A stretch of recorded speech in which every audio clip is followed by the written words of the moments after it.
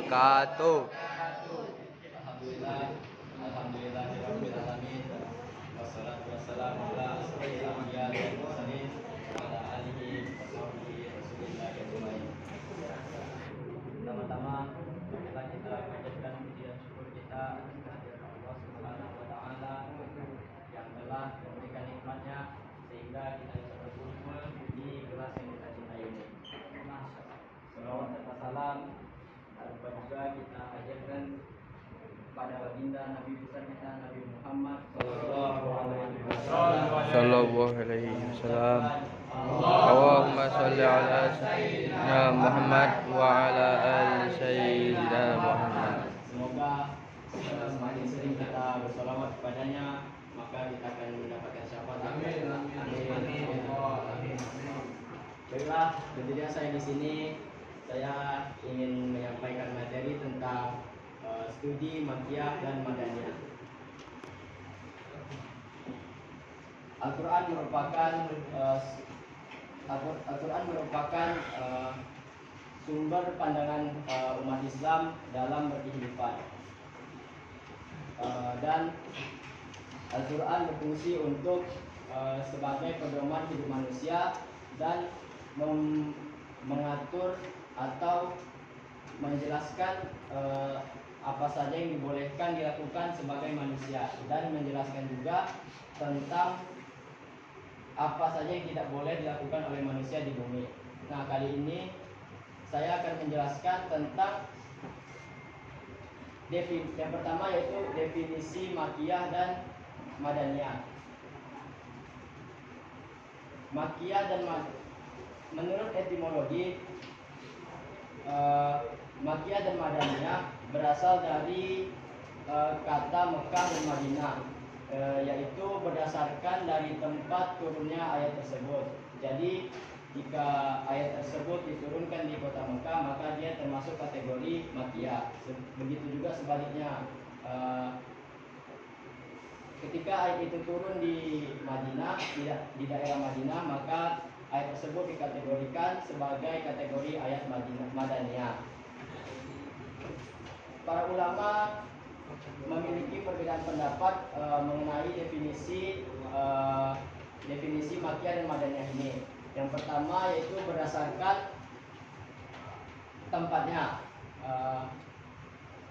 Makkiyah diturunkan di sekitaran daerah Mekah, dan Madaniyah diturunkan ayat yang diturunkan di sekitaran kota Madinah.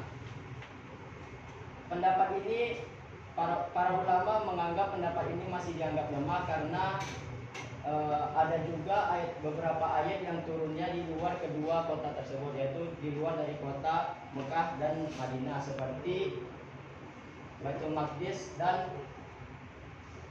yang kedua, berdasarkan objeknya.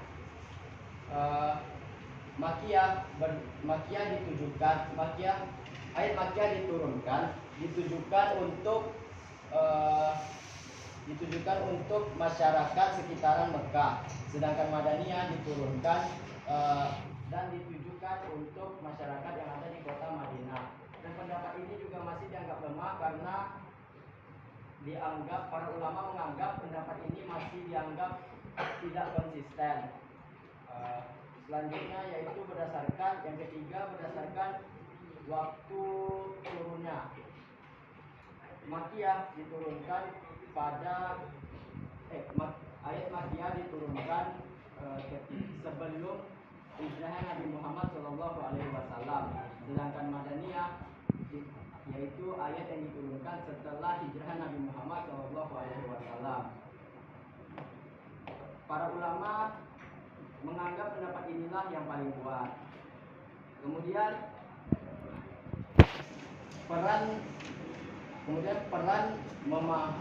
Makkiyah dan Madaniyah dalam memahami dan menafsirkan Al-Quran.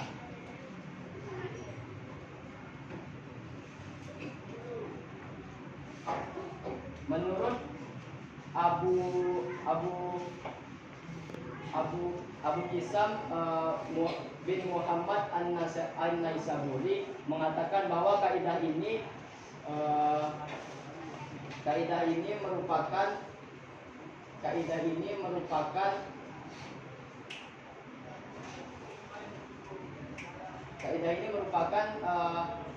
kaidah yang sangat penting untuk memahami dan dalam menafsirkan Al-Quran.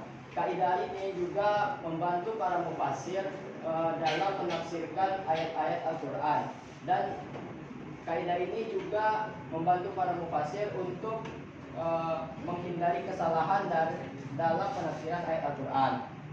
Kemudian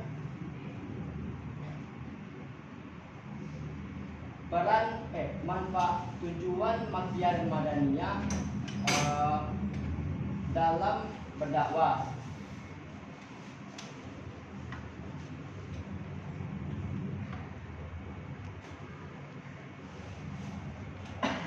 Kaidah ini berguna untuk kaidah Makkiyah dan Madaniyah ini berguna untuk berdakwah ke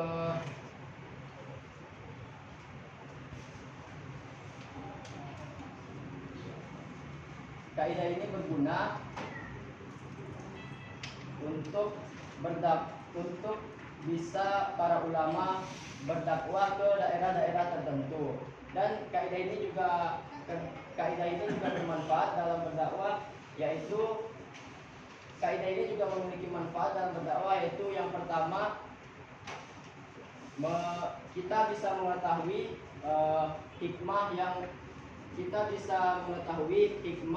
hikmah Allah dalam pencariatannya. Yang kedua, kita bisa mengetahui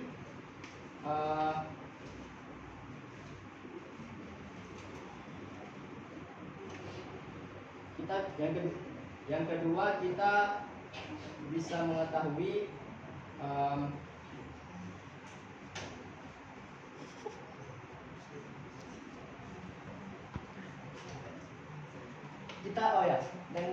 kita bisa mengetahui penafsiran dalam setiap ayat Al-Qur'annya.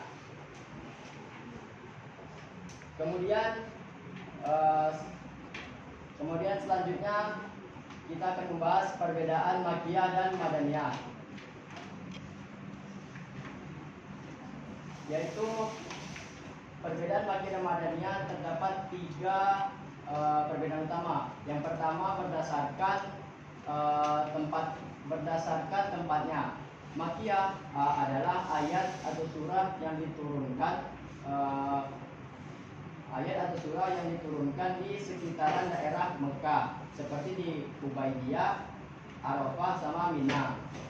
Kemudian sedangkan Madaniyah yaitu ayat atau surah yang diturunkan di sekitaran kota Madinah, yaitu seperti Kuba dan Uhud.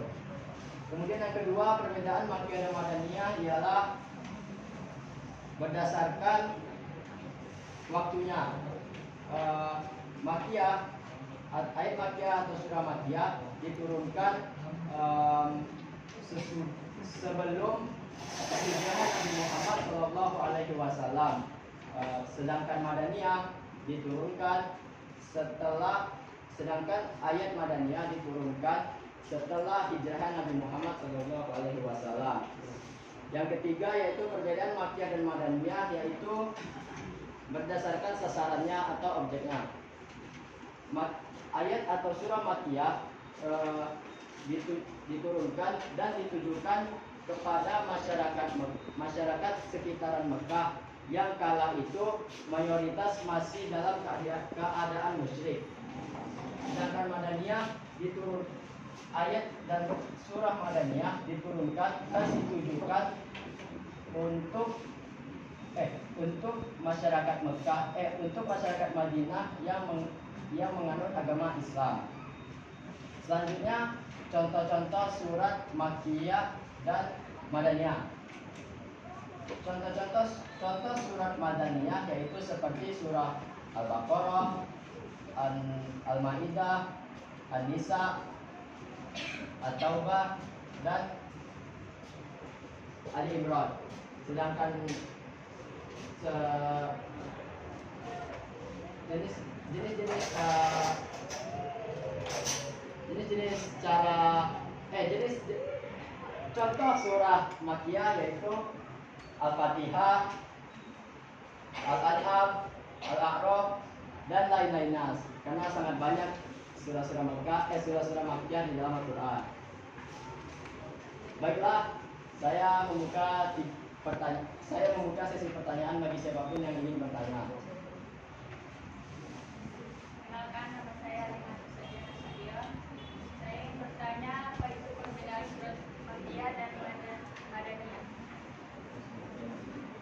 Perbedaan surah Makkiyah dan Madaniyah. Yang pertama berdasarkan waktunya. Makkiyah diturunkan sebelum hijrah Nabi Muhammad SAW, sedangkan Madaniyah diturunkan setelah hijrah Nabi Muhammad SAW. Yang kedua perbedaannya ialah berdasarkan tempat turunnya. Makkiyah diturunkan di sekitaran daerah Mekah seperti Ubaidiyah, Arafah sama Mina. Sedangkan Madaniyah ialah ayat atau surah yang diturunkan di daerah kota Madinah seperti Kuba dan selanjutnya yang ketiga yaitu berdasarkan sasarannya.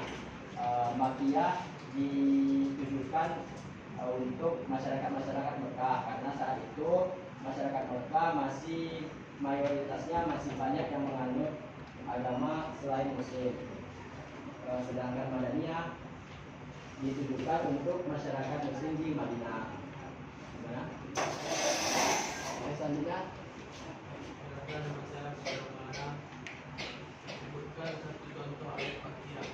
satu contoh ayat Makkiyah. Contoh ayat Makkiyah yaitu seperti Al-Anfal. Ya, Al-Anfal. Cukup. Selanjutnya ada yang mau bertanya? Izin Bang mau bertanya. Perkenalkan, nama saya Imam Agus Himawan. Di sini kan manfaat utama asbab al-nuzul mempertegas dan mempermudah pemahaman ayat Al-Quran. Mempertegas dan mempermudah pemahaman ayat Al-Quran itu gimana maksudnya Bang Iqbal? Mempertegas itu kayak gimana? Mempermudah itu kayak gimana? Bisa bilang tanya? Di sini kan manfaat utama asbab al-nuzul itu ada mempertegas dan mempermudah pemahaman ayat Al-Quran. Gimana maksudnya mempertegas dan mempermudah itu tentang pemahaman ayat Al-Quran? Maksudnya asbabun nuzul itu berfungsi untuk mempertegas dan mempermudah dalam pemahaman ayat Al-Quran. Maksudnya di situ asbabun nuzul ini berfungsi untuk memudahkan, biasanya untuk para mufasir atau orang yang biasanya melakukan penafsiran ayat Al-Quran untuk memudahkan para mufasir itu untuk mungkin bisa mengartikan ayat Al-Quran tersebut atau bisa mendalami ayat Al-Quran tersebut. Gitu. Benar apa yang Terima kasih Bang. baik?